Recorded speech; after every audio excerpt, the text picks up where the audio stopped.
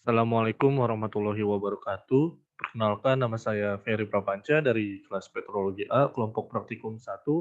Pada kesempatan kali ini saya akan menjelaskan hasil laporan praktikum petrologi acara ketujuh mengenai deskripsi dan klasifikasi batuan sedimen klastik. Langsung kita ke nomor sampel batuan yang pertama. Di sini kita punya sampel ini gambarnya.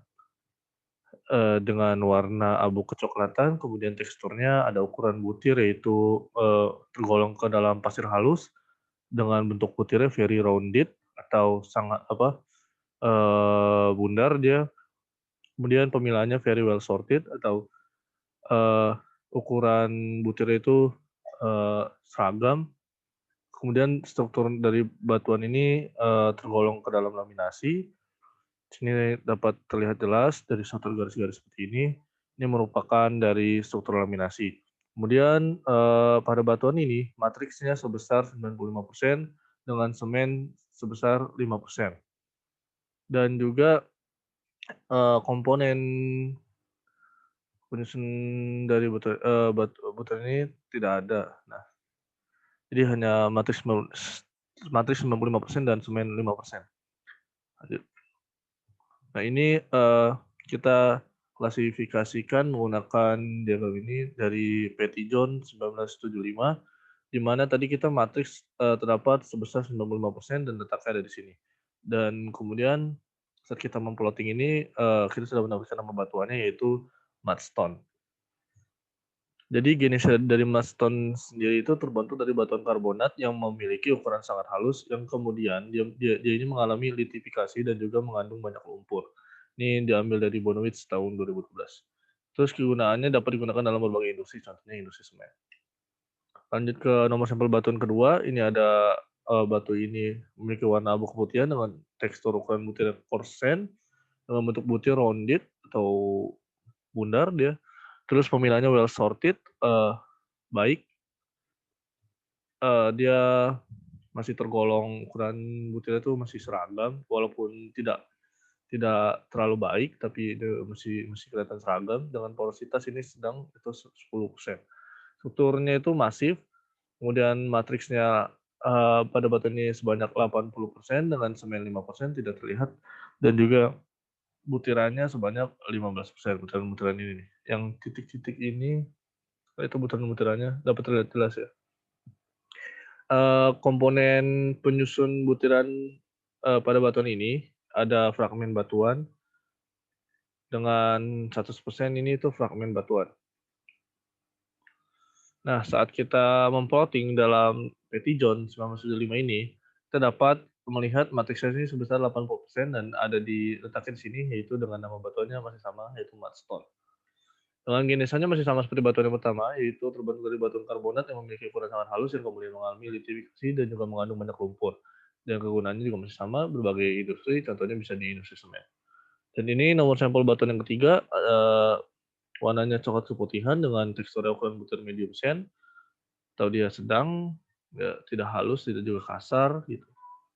Dan dengan bentuk butirnya rounded, pemilihannya very well sorted, atau dia itu sangat baik karena ukuran butirnya sangat seragam, sama gitu. Dengan porositasnya 10%, strukturnya itu terdiri dari matriks 10%, semen 10%, dan sisanya butiran-butiran sebanyak 80%. Dengan komponen penyusun butirannya itu berupa mineral-mineral, yaitu ada 25% kuarsa dan 75% sisanya ada feldspar. Jadi 25% itu ada kuarsa atau pokoknya dia bisa kuarsa arenite, kuarsa atau metakuarsite atau juga rijang. Nah ini, plotting diagram yang kita gunakan, tadi kan matriksnya sebesar 10%, maka terdapat di arenite sini. Nah kemudian kita ambil si arenite sini nih, diagram yang depan ini, kita perbesar seperti ini, kita plotting lagi dari komponen penyusun butirannya, kita mendapatkan si labil fragmen itu sebesar 0%, feldspar ini sebesar, eee, 75%, dengan si kuarsa ini 25% ada di sini, ini feldspar 75% ada di sini. Kemudian kita dapati nama batuannya adalah feldspathic arenite. Jadi feldspathic arenite itu atau si arkosit eee, acoustic, arenite itu dia tuh terbentuk dari erosi, batu lain gitu. Nah, pada beberapa arenes itu mengandung karbonat sehingga dia ini termasuk ke dalam golongan batu pasir karbonat atau, silikat gitu. Arenite ini seringkali dijumpai sebagai batuan berbutir sedang dengan terdapat kulminasi menengah hingga, lebar jaraknya. Jadi jarak laminasinya itu, menengah hingga lebar-lebar.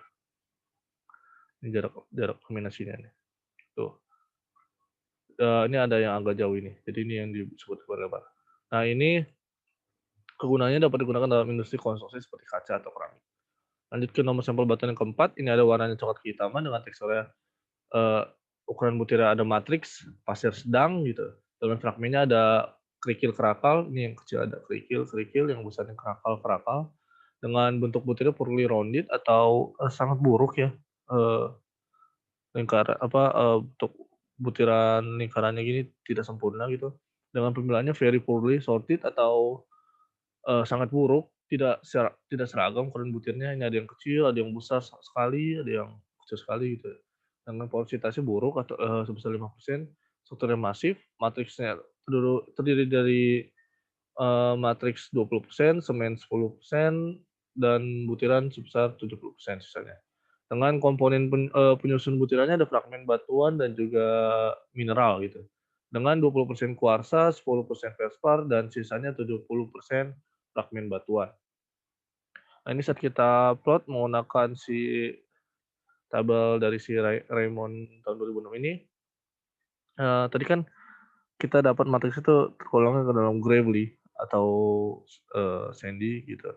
Dengan si shape-nya itu tadi masih masuk ke dalam rounded walaupun dia putih. Nah, terus juga dia itu komposisinya itu bervariasi sehingga nama dari batu ini adalah polimik konglomerat.